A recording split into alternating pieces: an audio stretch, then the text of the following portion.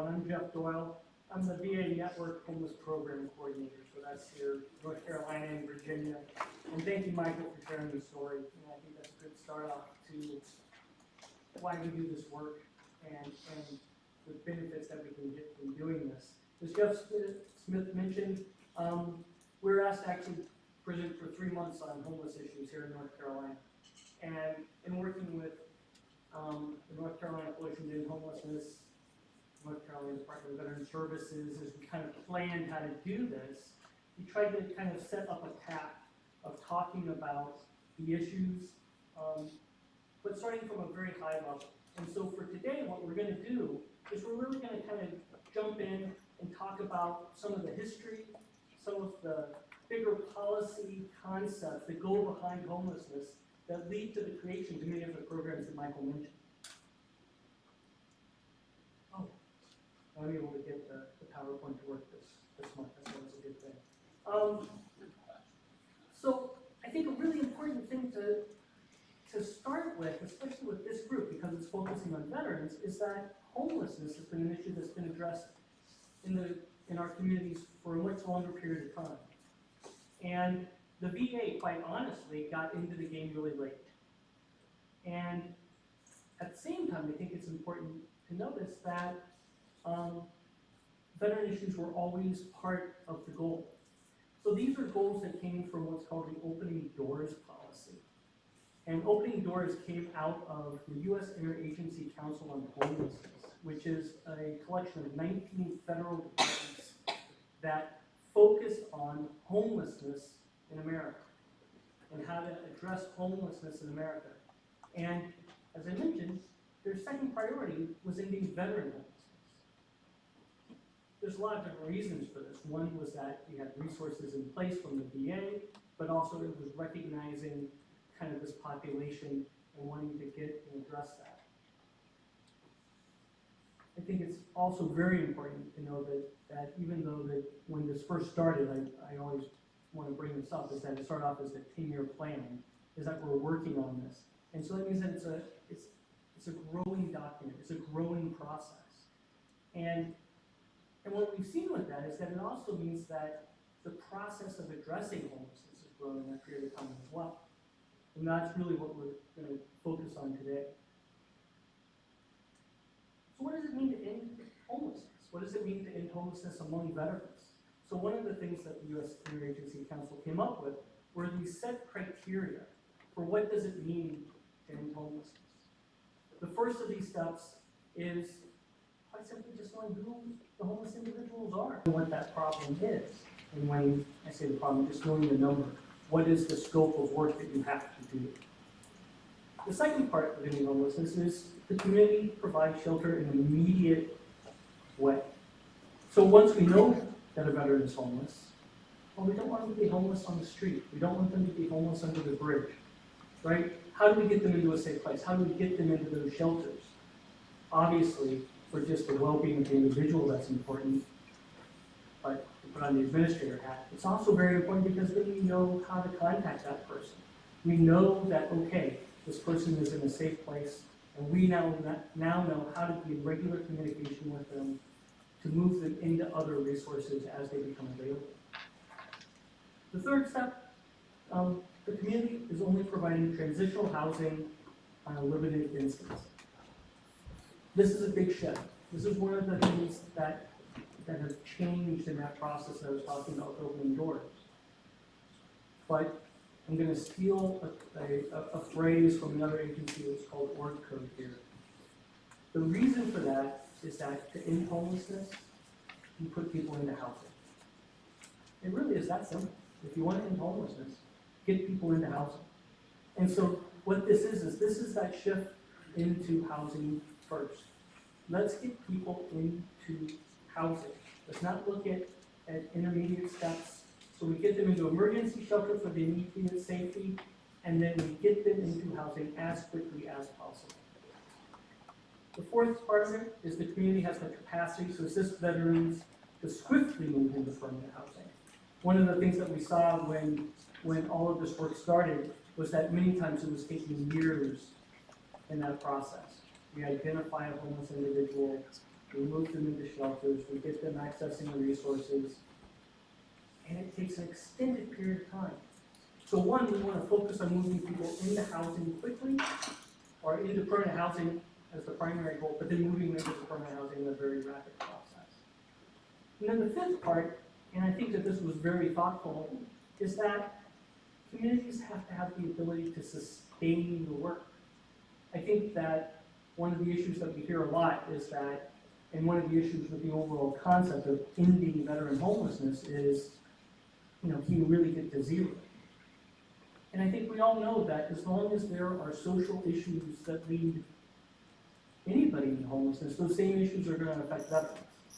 And so in order to truly end veteran homelessness, you need to have the process in place so that as people become homeless in the future, you have all of these same systems to move those individuals out of homelessness and into permanent housing. So those are kind of the key concepts. But how do you know if you're actually achieving it? How do you know if you're getting there? And so some certain benchmarks were set up as well. I'm going to take a peek at the time because I know we're a little tight on that. But this is a really thought-through process, right? So we have this idea, these theoretical ideas of how do you end homelessness. Well, how do you know if communities are actually being able to achieve that? What does that look like? And so they set up these set criteria that when communities look to actually meet these accomplishments, what does this look like? So they identify that through that finding list that there are no chronically homeless veterans. We'll get into more of the definitions here a little bit later, I think. The duration of homelessness is less than 90 days. That's an average, but think about that. As soon as somebody is identified as being homeless, that we have them out of homelessness in 90 days. And again, the focus is on permanent housing, not transitional, not an emergency, but into permanent housing. Shelter is offered and available for those who are unsheltered.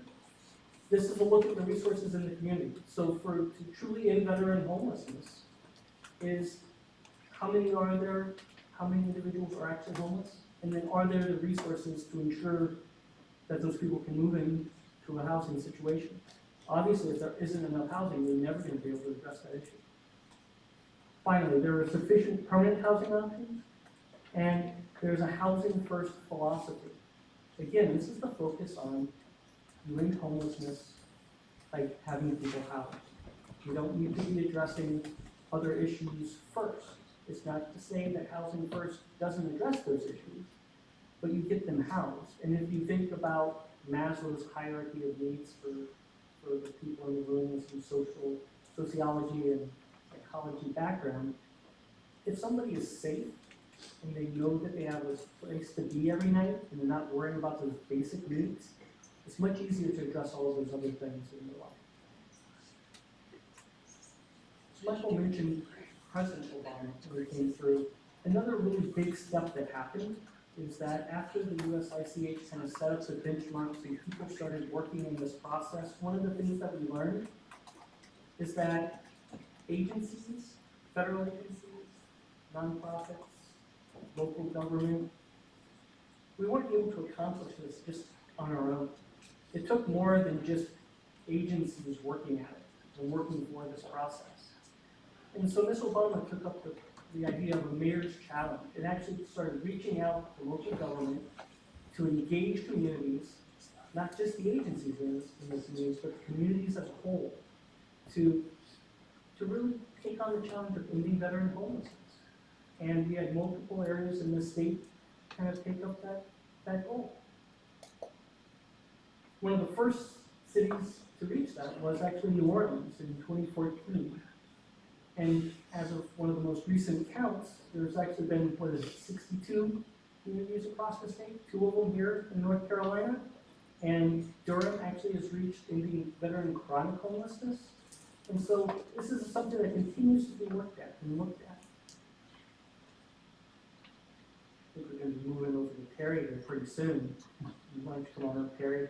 But one of the key parts of thinking about those benchmarks is it lays out a really simple idea. And that's that homelessness is a rare, brief, and one-time only occurrence, right? So it's rare. If we can stop people from becoming homeless, it's brief. Once we know they're homeless, get them out of it. And then let's make sure that they never fall back into homelessness again. I think we use Terry Alaba, working with the North Carolina Coalition to End Homelessness, and I've been doing this for a while. He was a good friend. I've been hit in the space button. I have no idea how to use that. All right. As Jeff said, my name is Terry Alaba. I work with the North Carolina Coalition to End Homelessness, and for the last 3 years, I've been embedded as a part-time temporary employee with North Carolina Department of Military and Veterans Affairs, working for Deputy Secretary Jim Prosser. And so we want to spend a few minutes here. You heard Jeff give you the overview of the approach. So how are we doing? So we have some point in time count information that I want to briefly review with you. Point in time is we go out, communities across the state, across the nation, go out usually during the last week of January each year, and they count both people who are living in sheltered and unsheltered situations, and the sheltered count is usually very accurate. The unsheltered count depends on how good of outreach teams you have and whether you've engaged formerly homeless people to help you find out where those unsheltered folks are. But what it provides us is a good snapshot of how homelessness works on a particular night or a series of nights in late January. And what it provides us is a chance to see trends over time. Changes from one year to another are not necessarily cause for alarm or elation, but over time we get to see how our efforts are. So what you're looking at is a slide that shows homelessness in North Carolina since 2010 through 2017. I will say that we expect to have the 2018 data to present to you next month, and you'll be able to kind of understand it more because of this session that we've had here today. And what you can see from that slide is we've had a downward increase. We did have a spike that one year, but it went right back down the next year, so we consider that an anomaly. And so this is very much tied to, if you look at 2010 is when this federal legislation came forward, as well as the federal strategic plan.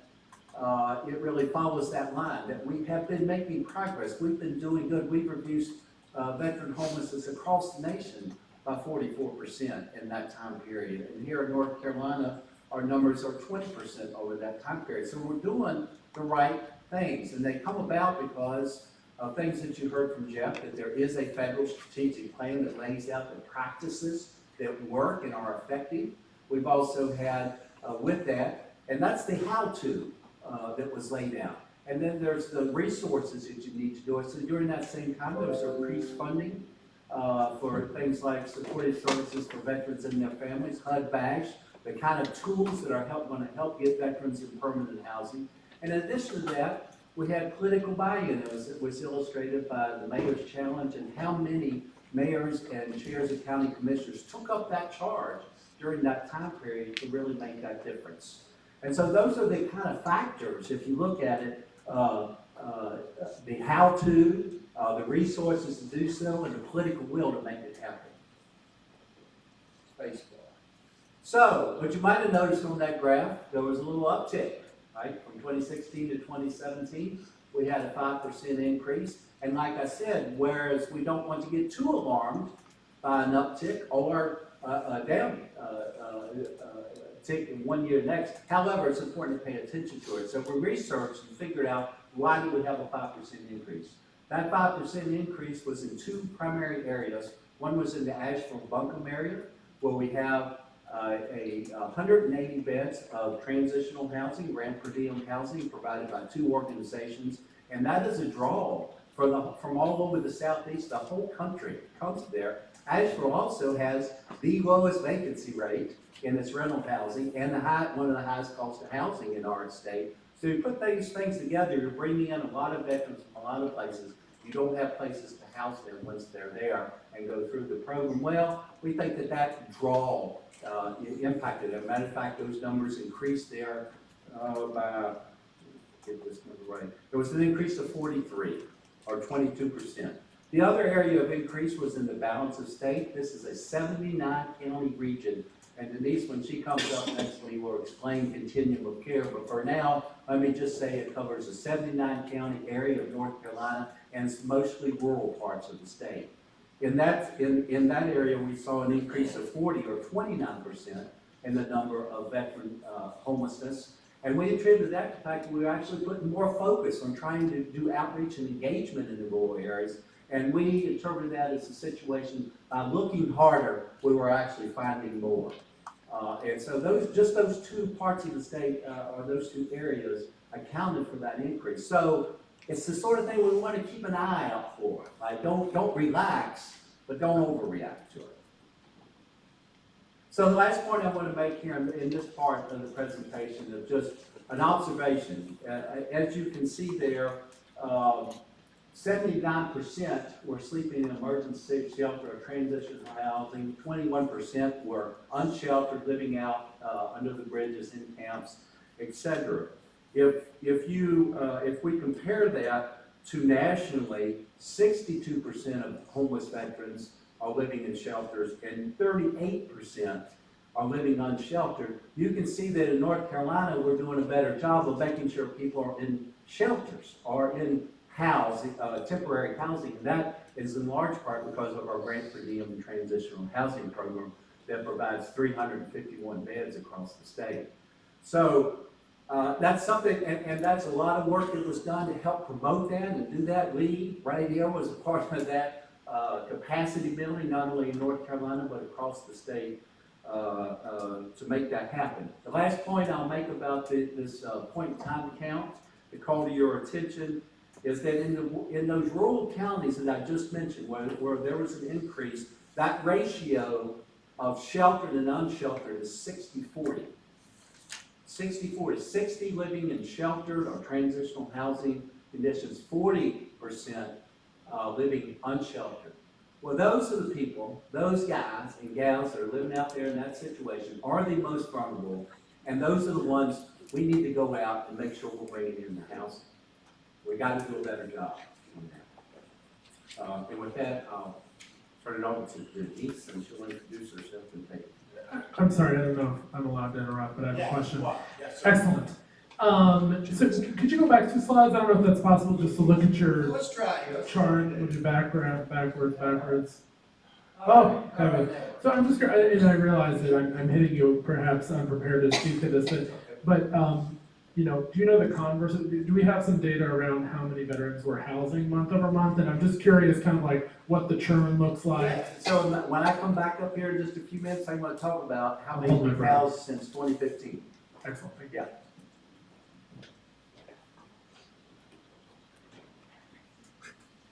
Good afternoon.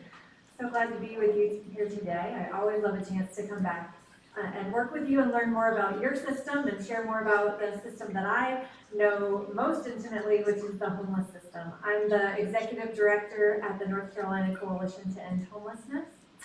And where I want to start is with some definitions, because I think that we often, with our different systems, we often assume that we're speaking the same vocabulary. And so we'll just start with some definitions.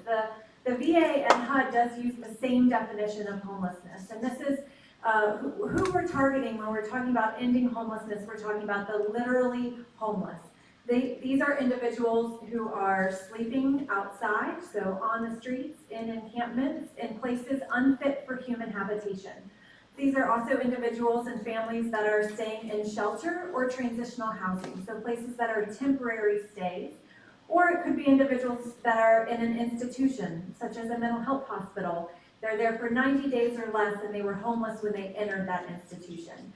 So amongst our different departments, there are various definitions of homelessness that might actually be wider. But for our purposes, we're focused on this literal homeless. So that does not include what we would refer to as doubled up or a couch surfing population.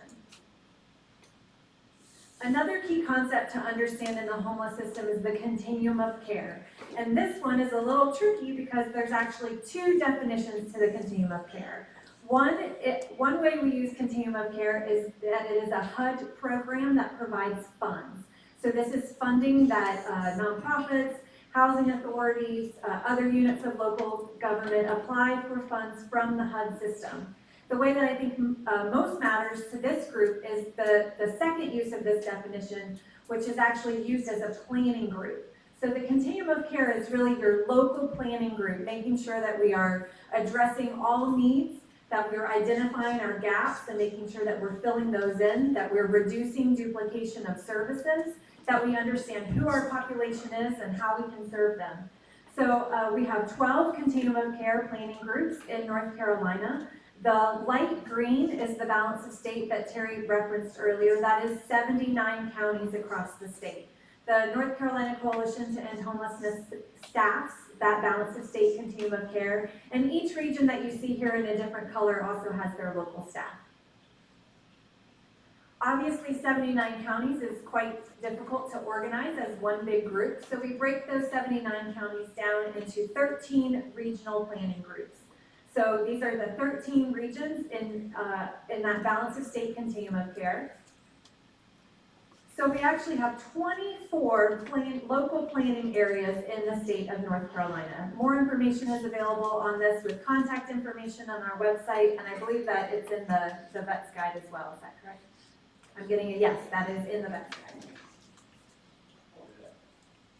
Yeah, it was back, it was like 197, 107.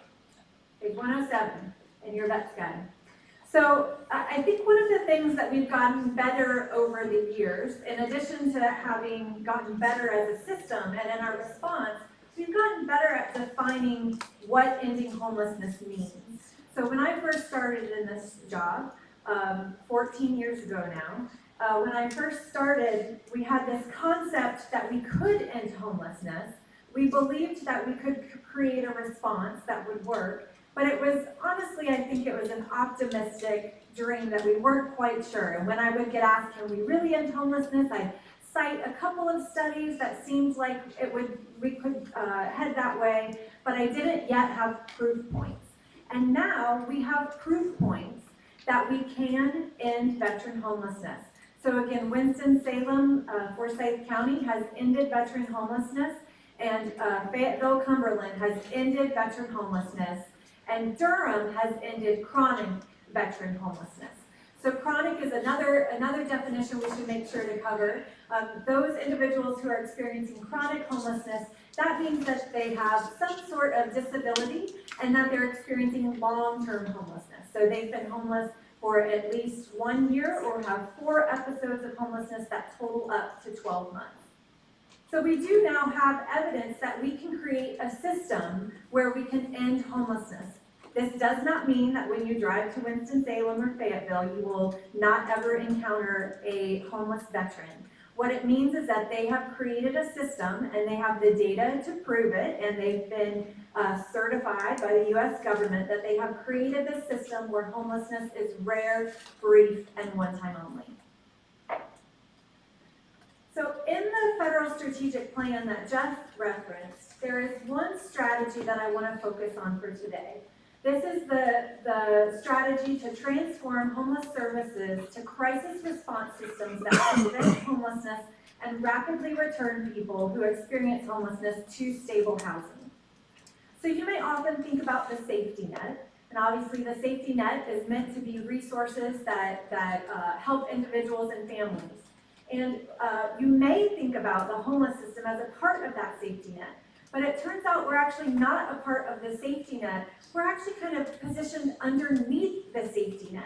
We're the system where people fall, where the safety net and the other supports that we have in our community don't quite meet all of the needs, or the family supports aren't available, or in the case of our active military, when they're discharged, often supports that they had while active fall away. And so our community has to respond in a different way to provide those supports. So in the homeless system, what we actually see is that we are catching people who fall through our safety net. And in the past, what we had done is we had actually, unfortunately, created a sticky net. So it was a place where you fell into, and in order to get services, and in order to get the help and support you needed to be with us. You needed to be with us in shelter. You needed to be with us in transitional housing. And unfortunately, that doesn't solve the problem of homelessness, because what is the problem that we need to solve? It's a housing crisis and getting people back into permanent housing. So what we've done over the past now 7 years of working on this plan is that we have tried to transform ourselves, and I think are transforming ourselves into a trampoline. So instead of being a sticky net, we want to be a trampoline where you, if you do need our services, you bounce in and out very quickly, where we're not creating a system where you have to stay in order to get assistance. The basics are, we're here to work with people who have a housing crisis. And many of us may have had a housing crisis at some time in our lives. Some of us have experienced homelessness, and some of us have had a housing crisis without the experience of homelessness. And I think that's a very important piece, to realize that housing crisis is a very common experience where you're trying to figure out what next. And our job is to make sure that when someone has a housing crisis, that we move them back into permanent housing. And so in this image here, I have in that housing crisis the stormy cloud. And our job is to move someone back into permanent housing, and I specifically chose partly cloudy because we are not necessarily moving somebody back into housing with all sunny days. We're not ending all problems, we are working on a housing crisis.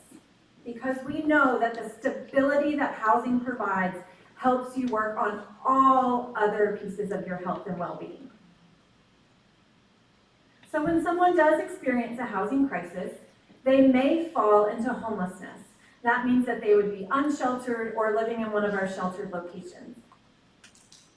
We actually want to try to prevent that, of course. So we want to try to prevent that instead of creating a system where in order to get assistance, you have to come into our shelter or sleep outside. We actually want to provide some resources to try to make that experience rare. And so we are working on prevention and diversion programs that do that. So this could include mediation, talking about what's that housing place that you're leaving and how might you be able to stay there? Is there another place that you can go? It could include mediation, financial assistance, several things here. But a lot of the time this is a problem-solving conversation about housing. So we hope that for most individuals, we'll be able to divert them from our shelters and actually go directly back into permanent housing. Of course, we've said we want homelessness to be rare, and we know that in some cases there is not another safe alternative to permanent housing for going back into permanent housing quickly. And so we need to have some kind of response to meet that urgent need, and that's the role of emergency shelter. For some individuals, Terry went over the numbers of the individuals and families that we see that are living unsheltered. Our work is to try to make sure that we're bringing them in to shelter. So we have street outreach programs to try to make sure that we're meeting those basic needs.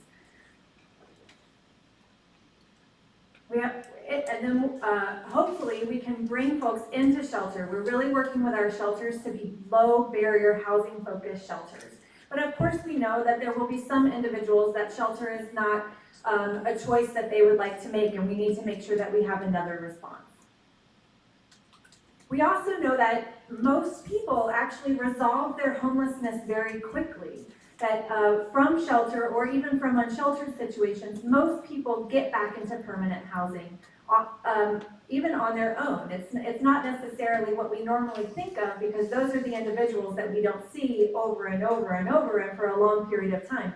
But most people who experience homelessness do go back into permanent housing very quickly, and many of them self-resolve. So many of our shelters are actually trying to figure out, how do we get out of your way, and how do we help you, support you in self-resolving? So instead of requiring you to go through a program before you get into permanent housing, how do we support you in that? So we're looking at exits from shelter to be quite rapid. Again, we want to create that experience of homelessness to be quite brief. Another option is rapid rehousing. So for those individuals that have a housing crisis that become homeless, rapid rehousing is a great solution.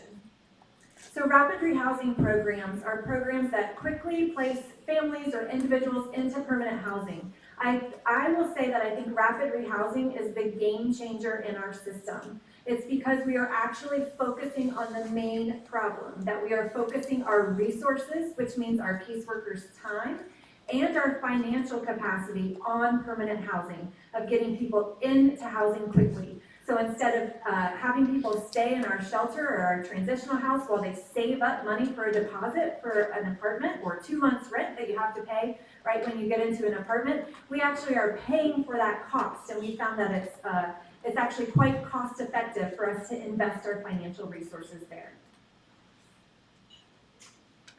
Another alternative is transitional housing. So transitional housing is a program that is usually designed to provide services and a program over a longer period of time.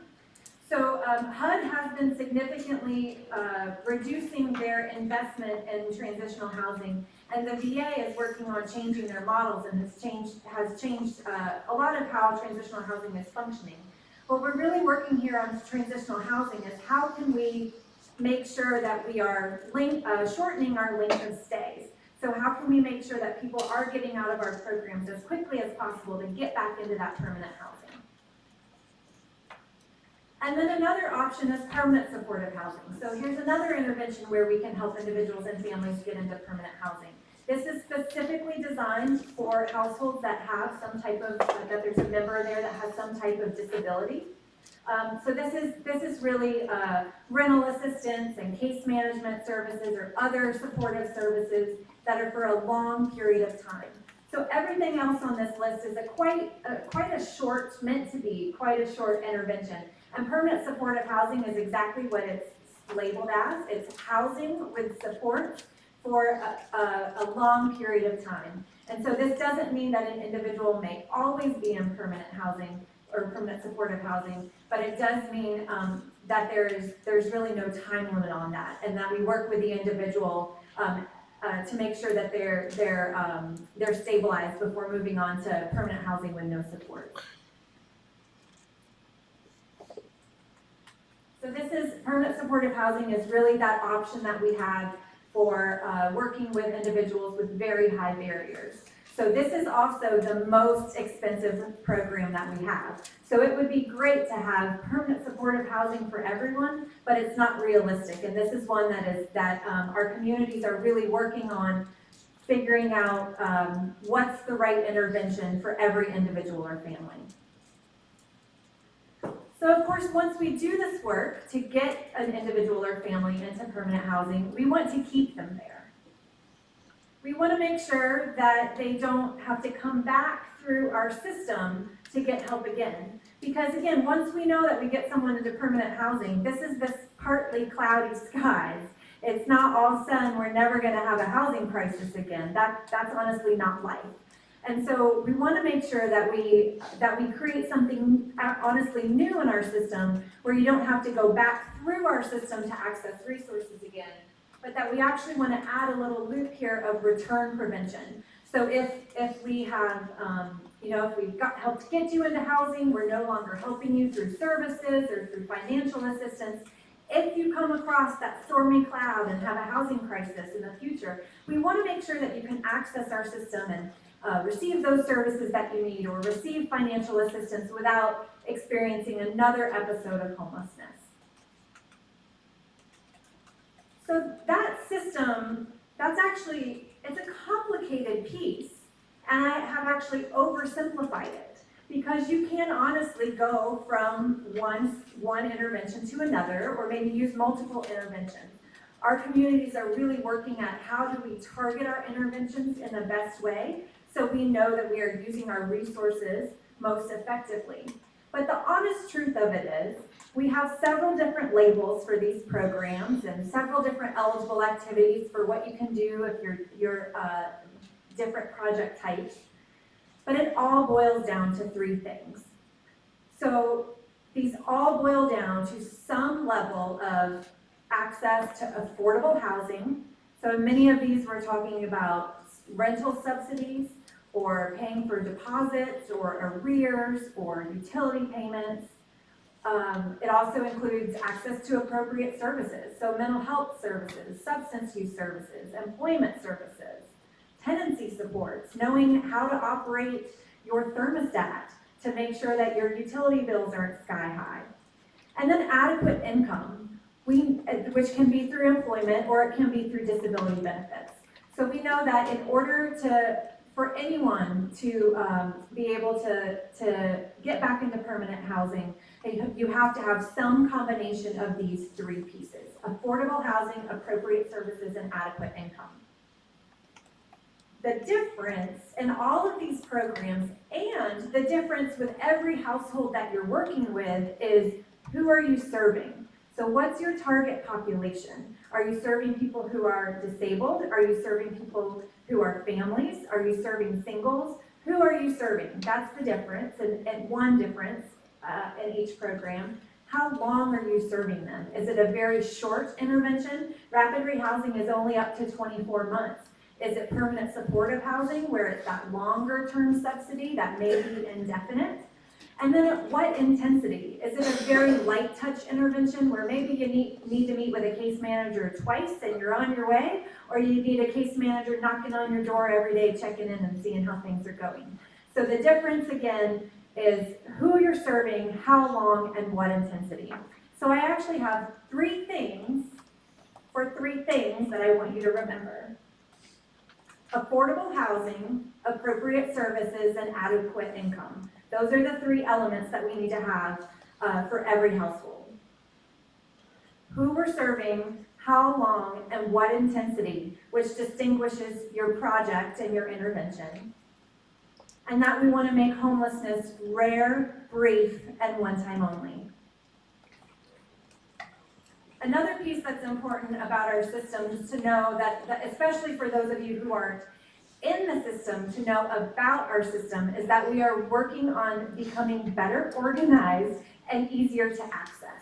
So all of our communities are working on coordinated entry, and we do have coordinated entry contacts on our website as well. So it used to be that, and I should say used to be, and in some places we're still working on getting out of this old system, where if a family needed help, they would call 4 different shelters, and at the end of the day, they may have heard from all 4 shelters that there was no capacity, and our community didn't know what happened to that family. And so the one thing is, we didn't know what happened to that family. The other thing is, we weren't accountable for what happened to that family because there was no main list that said, hey, this family still hasn't been sheltered, or hey, this family still hasn't been housed. And so we are creating these coordinated entry systems to make kind of a messy system more streamlined. And so that's an important place to know for you to be connecting with our systems and understanding access to those resources. I'm going to hand it back over to Jeff. I do want to say this has been an overview of the system, and what we left out is specific projects. And next time, we'll be really glad to bring some of those specific projects to talk more about each one of these interventions. Thanks, Denise. So, I started off talking about the U.S. Interagency Council on Homelessness and the collaborations that those began.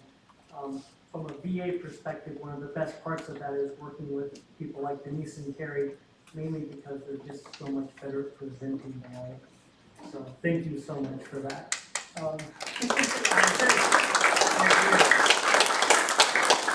So we have this overlay now. And as Denise mentioned, we have examples now of it actually working. And one of those examples actually is Virginia, the state to the north of us. The entire state of Virginia was able to declare ending veteran homelessness. And again, I think that the important part of that, when you make that statement, because I know that even when I say it, it's kind of like, I was part of it, and it still is kind of like, wow, really? Can I say that? I feel a little uncomfortable saying it, especially being from the VA. People like to question are things a lot. But it was based on those benchmarks. It was based on those numbers. And it's based on actual data that gets tracked. And Virginia was able to show that and do that. And a lot of that was based on what Denise was just talking about, was through these coordinated entry systems, right? And And to kind of tie back to what Terry talked about, with all of these different regions that we're working with and all across the state, we're building these coordinated entry systems in North Carolina as well. But, so how did Virginia do that? What did it look like? Well, the first part was that collaboration I talked about. Having the VA, having local government, having these COCs work together and talk to each other and be in rooms like this, and quite honestly, having some really difficult conversations. Being from the VA hearing where the VA was not picking up its place, not fulfilling its responsibilities, but then working and getting through that and changing our policies, even within the Department of Veteran Affairs. I mean, I worked in the VA for almost 20 years now, and this is one of those rare examples where you can see a community response in the VA making changes, not just locally, but actually all the way up through the central office process of how we do things. This is an example of the collaboration that was there. These are all of the different agencies and local government, federal government that was participating in all of these coordinated entry processes. I'm not going to go through all of them and all of the work that they did, but this is how much work it was. Just getting all of those people in the same room, a room just like this with all of you here, that made it so we could accomplish that. I think this is a list of highlights of some of the things that were looked at. I'm also not going to go through every single piece of this, but I think the important thing is that it took all of those different agencies addressing all of these different issues and having conversations and working their way through it. I think that maybe some of the most important things that I saw were the centralized portals. That was their term for the binding list, that worked both for getting veterans onto the list, but then moving them off and having a shared idea of what that looked like and how did you coordinate that. And then also leveraging resources. I talked earlier about there's only so much that nonprofits and agencies that focus on homelessness can do. As they started doing this work and reaching out and talking to other entities, you started seeing private companies come in who could see how they could contribute and how getting different ideas into the process, right? I mean, we have good ideas within the federal government, we have good ideas in nonprofits, but sometimes each community has different unique situations that come up. And having those people at the table to talk about it and to bring both their intellectual resources and then their ability resources to the table, that's what made some really amazing differences there. Now, we're going to see how that worked and what we're doing now in North Carolina that's similar. Okay, I'm going to do the last piece here, just some quick overviews of what we have been doing for the last 3 years here in North Carolina. Help Jeff Smith up to bring us home, right, Jeff? So, about 2.5 years ago, we worked to form the task force on ending veteran homelessness in North Carolina called Operation Home. And that task force, you've heard reports, so you all that have been involved with the governor's working group have heard reports from us. We have essentially functioned as a committee of this governor's working group. And on that task force has been all the presenters you heard today, as well as Lee and Jim Prosser, and representatives that oversee the kind of regional leads for some of the VA services, whether that's supportive services for veterans and their families on the HUD badge program, the Grant per Diem program, et cetera. So we've had representatives of Health and Human Services, just to name a few of those. And so we have had, our task has been twofold. One is to listen to what our communities are telling us about what do they need.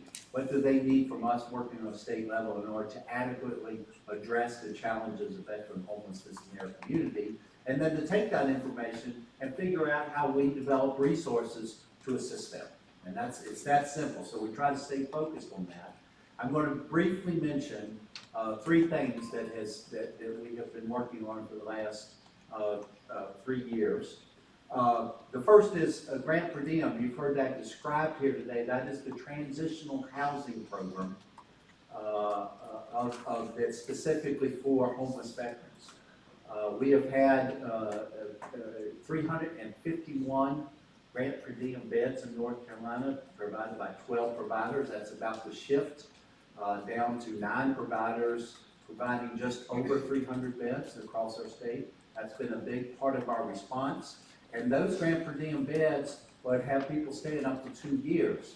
Well, you can imagine if people are staying up there to 2 years, we're never going to hit that USICH benchmark of averaging 90 days or less when they have that many folks in transitional housing. So we decided early on that we were going to use those benchmarks as a guide for us because it gets us going in the right direction. In the meantime, let's get all the grant per diem providers together and let's talk about it. So we gathered them all, and we have 3 times annually over the last 3 years. And our first intention was, let's just talk about how we're doing the services. Let's find out if they're connecting in with their other local entities. How are they moving people towards permanent housing? And then when the VA came out last year, a year and a half ago, with new models of how grant per diem programs were operate, we were positioned well to get them together to how to adapt to those. So some of those new models, for example, one is called grant per diem programs, one's called hospital to home. So looking at veterans who are well enough to come out of the hospital, but still sick enough that they need care, so could some of those grant per diem programs be transformed in order to serve that population? Michael's story, he's been served well by such a program. Another model is a clinical approach, so those that need substance abuse, mental health treatment, doctors, that kind of support. Well, let's go ahead and make it that. Another one was called low barrier, meaning let's try to have a housing first philosophy. So those people who have those challenges of addiction and mental illness and a host of things, let's try to not make entrance into our programs such a high standard. People would rather stay out in the woods than come to your program. We had 0 interest across the state in doing that because that is the hardest population of homeless veterans to serve. And so we got together at those summits and figured out how to help assist them adapt to these new models. And I think we're pretty successful at it, and a lot of people were able to adjust to that and are now operating these various new models across the state. The second thing that I'll mention there is the rapid results. With the support of the Department of Health and Human Services, we were able to obtain some funding to hire a group called Rapid Results Institute that has done this work worldwide. And they came in and did a 2-day, what we call a boot camp. It was an orientation session and a planning session for 6 communities across North Carolina who were working with homeless veterans. And in those 2 days, communities worked to define what were the resources currently in their particular community rendering services. How were those working? Were people back? You saw Denise's chart where people were going every which way to try to find out services. How could we start to focus that? How could we identify the gaps in those communities? And then, so it's a systems change kind of work that they help teach our communities how to think about that. And then 2, come up with a 100-day challenge of what are you going to do in the next 100 days when you leave here. So there's a sense of urgency. And so each of those teams came up with goals of how, and all of them included how many veterans who are homeless are we going to house. Well, I want you to know in that 100 days, through those 263 veterans were housed who had been homeless in those communities. It was incredible, really strong outcome, plus simultaneously building the system that's going to help sustain that. The third thing, last thing I'll mention here that's up there is in the emphasis by our Operation Home Task Force on rural homelessness.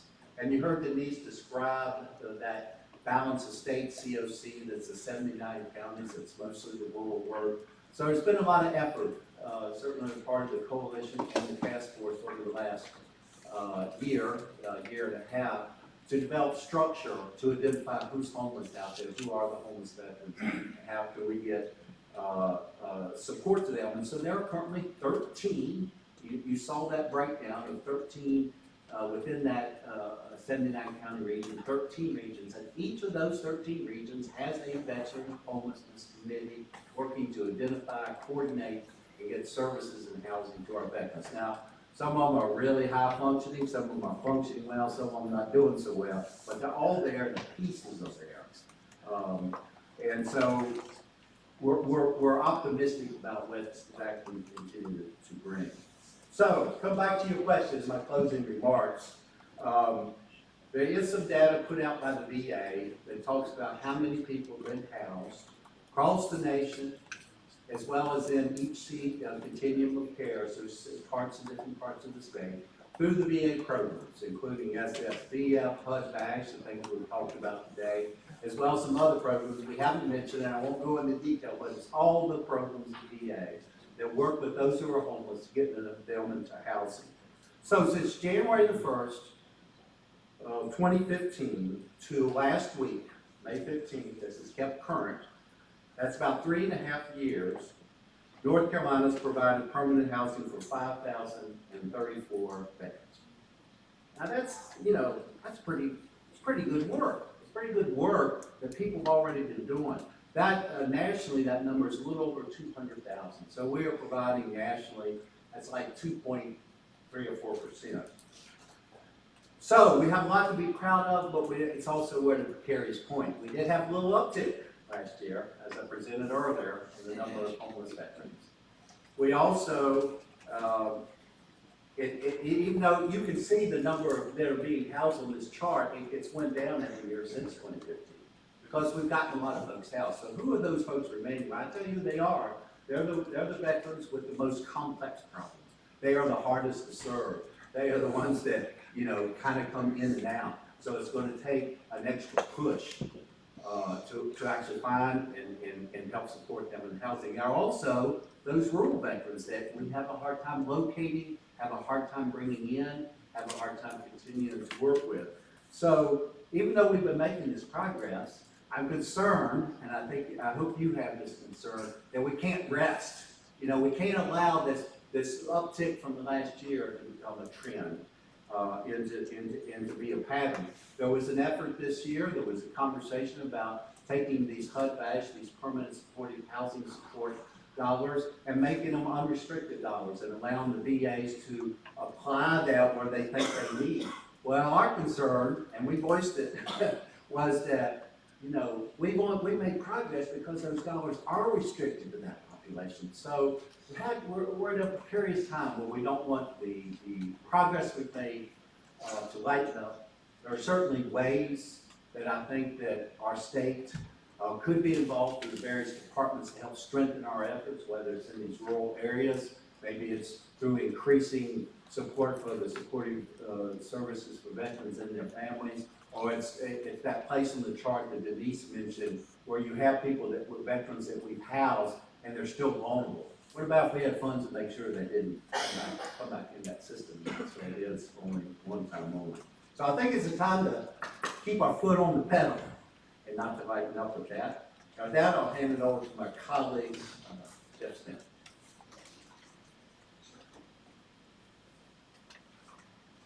Thank you, everyone. I'm here today because I got into this conversation 9 years ago around the failure of the existing paradigms to house homeless veterans in North Carolina. And there are a lot of silos and there's a lot of agencies that have to be successfully engaged in a community response in order for this to work. And what Jeff and Terry and Denise have just outlined for you has been the fruits of that labor. There are also a lot of our community partners who are working in parallel with the state to develop complementary resources and systems of communication and coordination that are frankly not possible within a community that has 6 federal, 13 state, and 4,000 local nonprofit players. So I would like to invite a couple of folks in the room up here to chat with you who have been doing this exact community coordination work on the local level. It's our partners from NC Serves in Central and Metrolina. I've got Sergeant Major Paul Berry from NC Serves Central at the USO, North Carolina, and we've got Blake Bourne from Charlotte Bridge Home, now Veterans Bridge Home in Charlotte. They do the frontline work and talk to each of your agencies as an outside player, and these agencies organizations pay their own way to be engaged in this conversation with your government agencies. So, gentlemen, with that. Good to see you. Sergeant Major, if you want to see if I can stop.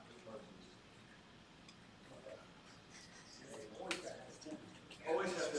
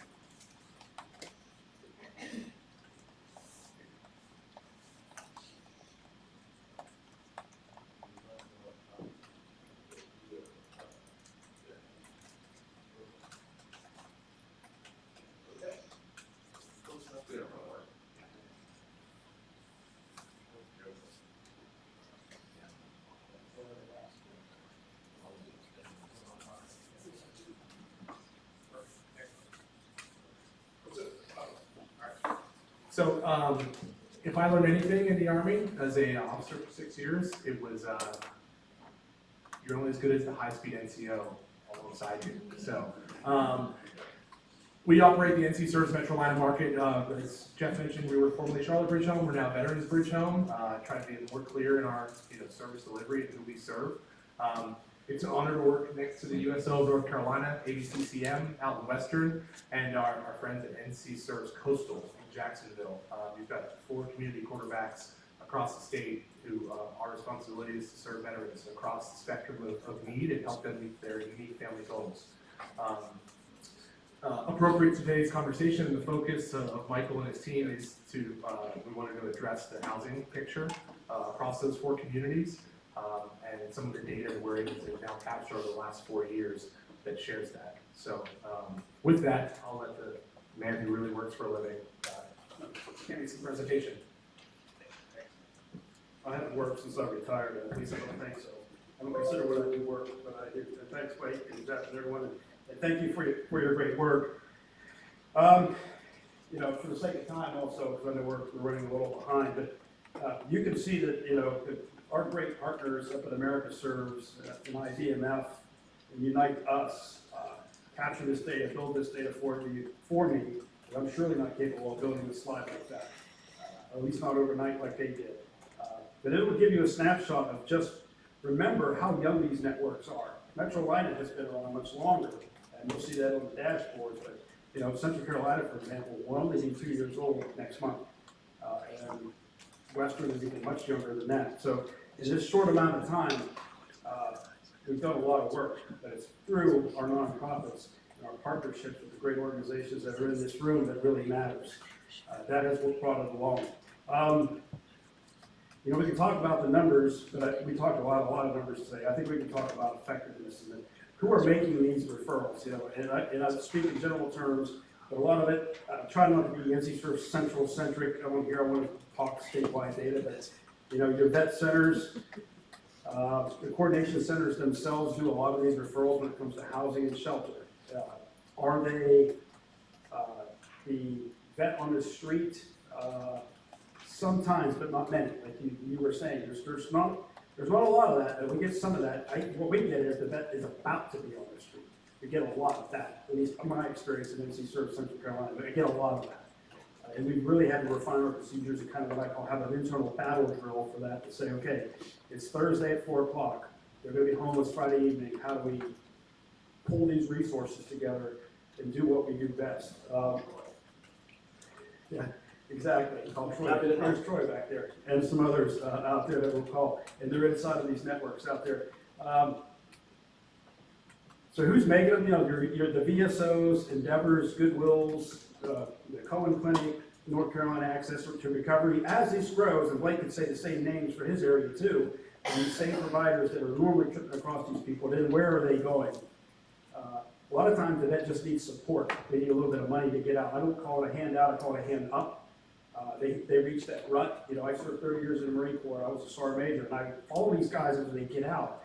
Sometimes life happens. They have a family member pass away. They've done nothing wrong, and now they're in this hole, this deep hole. They get their great Americans. They have great capabilities, but they need a roof over their head so they can start that piece. So I couldn't have agreed more. Let's start there. We got to get them off the street, or potentially being on the street, and get them there. But we do a lot of short-term financial work inside of at least NC Service Central Carolina with great partners like Archangel Alliance, where they'll just, the vet needs $100 to $200 to $300 to $400, tons of that.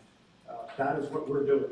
That's the work you'll see, that we do a lot of that, and vets are very thankful. And if we do a little bit of follow-up, they normally come back, they get employment, and they end up doing great 6 months later. They come and they circle back and sometimes tell you it's good. It does make you feel good, but it does prove that you gotta, there might be 5 problems there, but you gotta pick that one and attack it quickly so you can have that quality of life. You often have, of course, young families.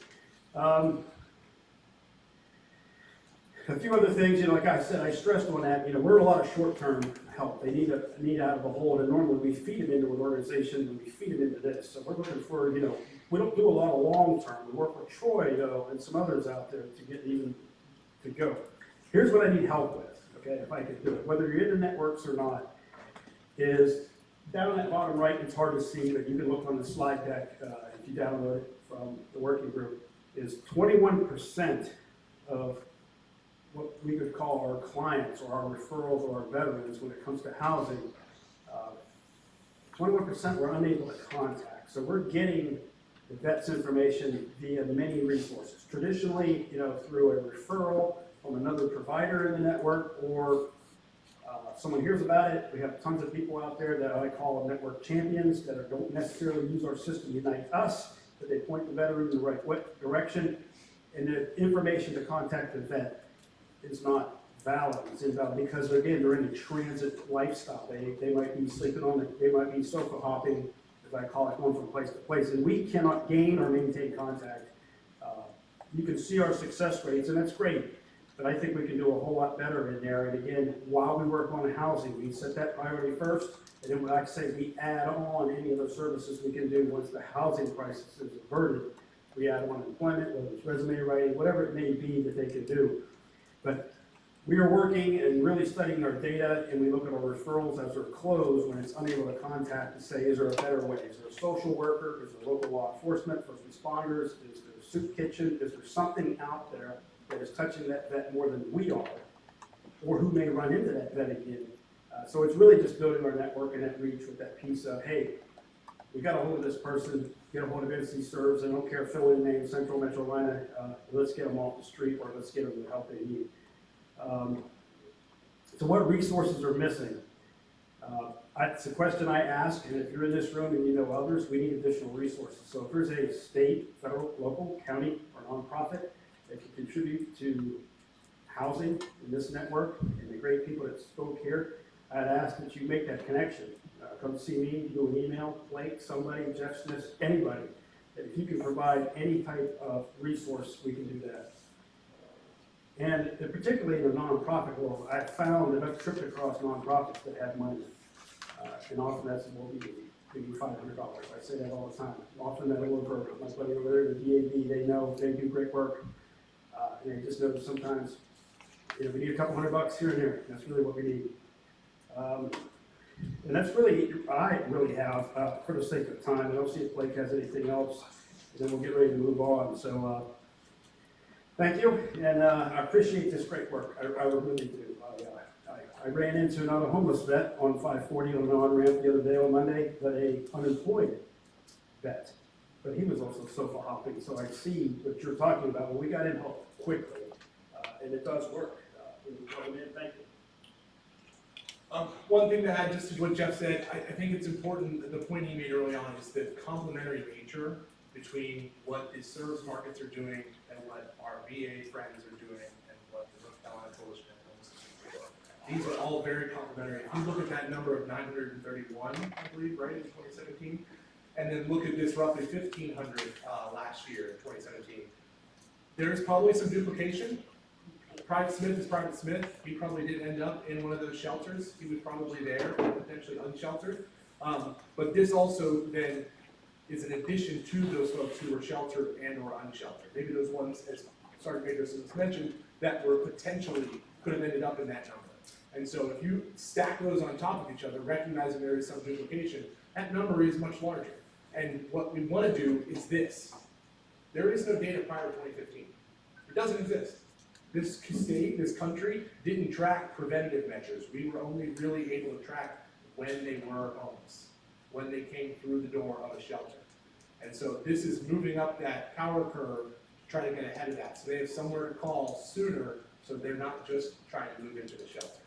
You have to have the safety net that is the shelter. You have to have the informal supports, as a wonderful point earlier, but we as a community, we as a state, need to also recognize we can get ahead of that. We can make the relationships, make the connection at the local post, in the YMCA, at work, before they become homeless. So that's why we're all here. This is why it's a wonderful group. Thank you very much for having us. And like Paul said, if you need anything from us, just let us know. Thank you.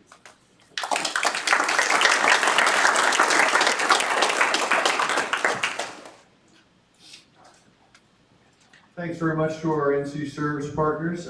If I can just have one more second before Moses closes this out. Our ask to help solve veterans homelessness in North Carolina from this group is this.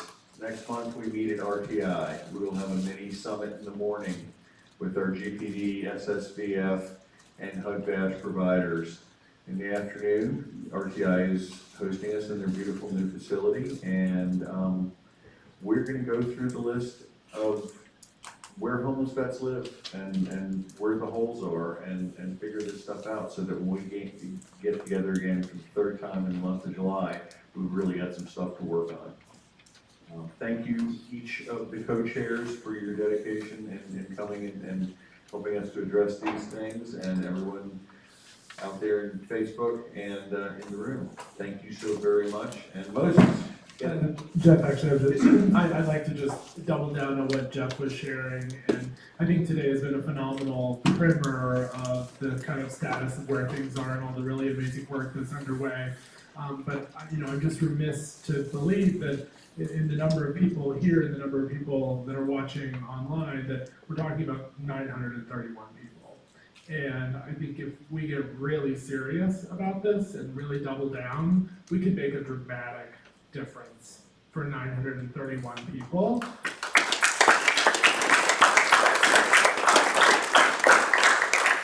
But what it takes is coordination and homework. It's going to take people in this room getting smart about what the issues are and coordination about who's doing what and who's pulling what part of this forward. And I can promise you that the Division of Mental Health is going to get even smarter about our role and what we need to do and the resources that we'll bring to bear, and I'll challenge the other fellows up here on the front panel with me to do the same about their departments and their divisions, and to show up at the next meeting, and we need to solve this. Thanks, sir.